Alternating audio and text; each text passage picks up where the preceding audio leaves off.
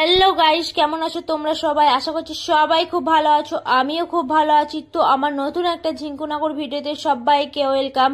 তো দেখো, ডিউটিতে আছি, তোমরা তো ড্রেস দেখে বুঝেই গেছো, আর কি খাচ্ছি এটাও আশা করছি বুঝে গেছো। তো কেউ আমি কিন্তু বলবো না এটা আমি কি খাচ্ছি।